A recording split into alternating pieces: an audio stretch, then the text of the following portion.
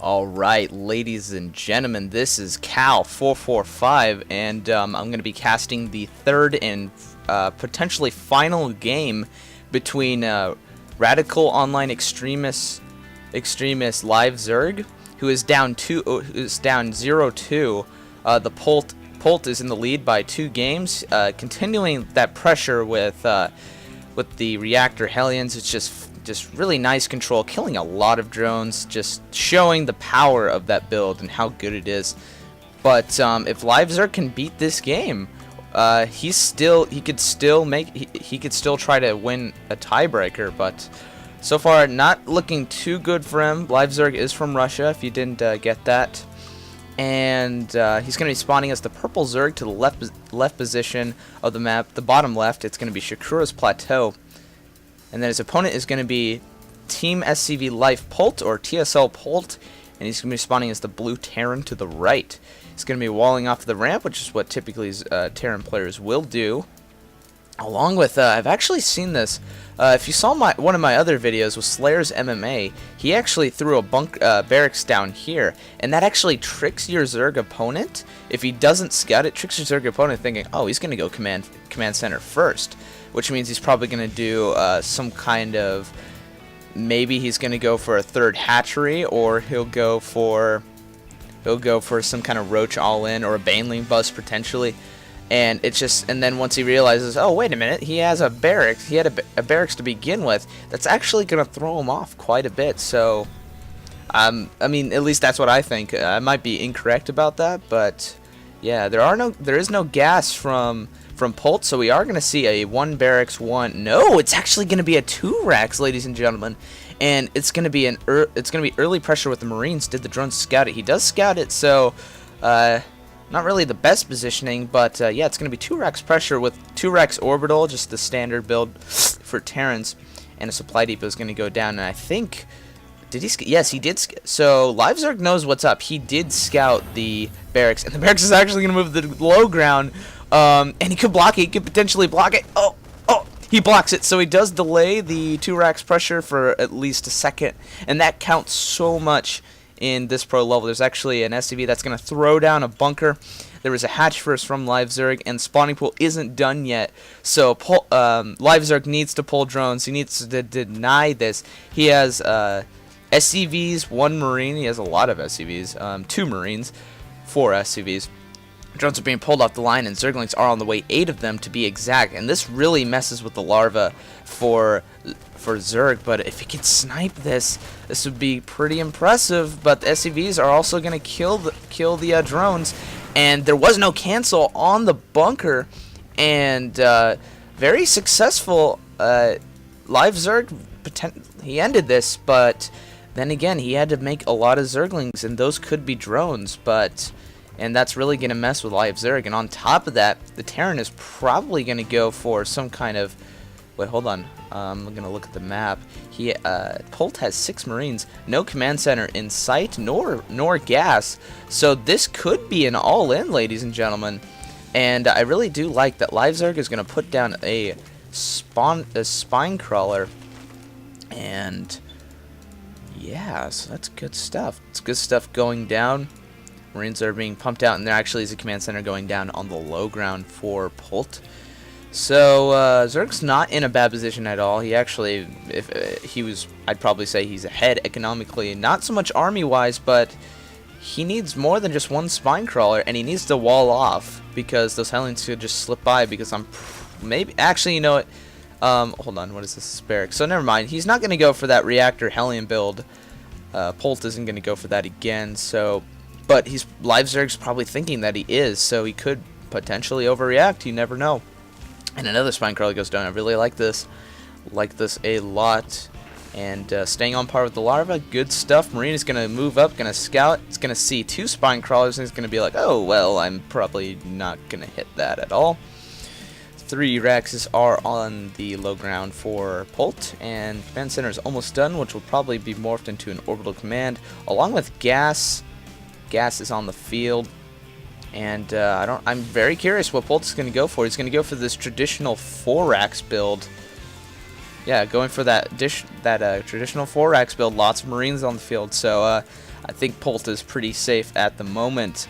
But then again, he's probably going to have to lift off the barracks in order to reunite his Marines here, which could delay production. So we'll see what happens. This is so far an interesting game.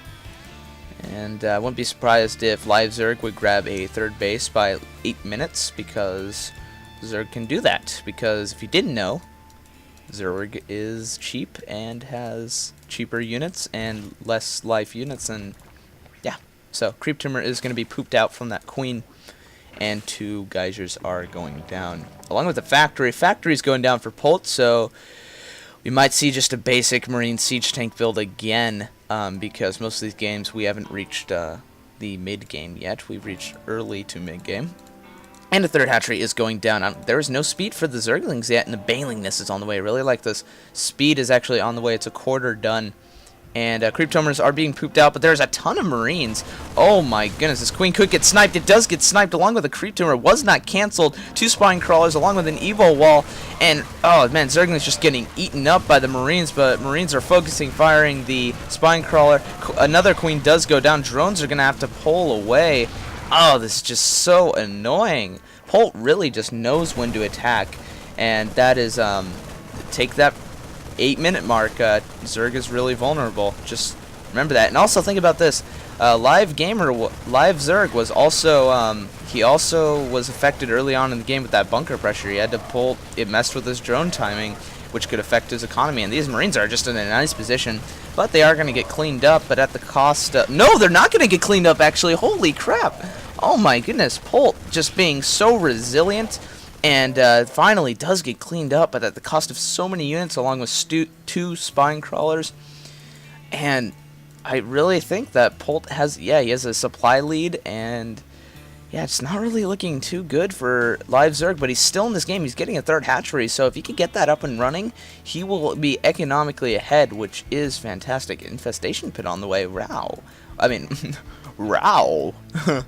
Wow. Honestly, I honestly expected Mutalisk on the way, but it doesn't really matter. Are there actually upgrades? Yeah, there are no upgrades, so this is just flat out Marine pressure. So it's very sexy fun time. Actually, there are 2 Banshees on the way along with Cloak. Those Banshees did get completed, so I think he might be going for the 1-1-1. Yeah, he actually, no, he's not going for like totally, just like the unit composition for 1-1. A Baneling does get a not so much of a good hit. Baneling, oh, still trapped, and that forced to get cleaned up. So nice job on LiveZerg. He's getting himself back in this game, getting Pathogen Glands along with Carapace level 1 along with Queens.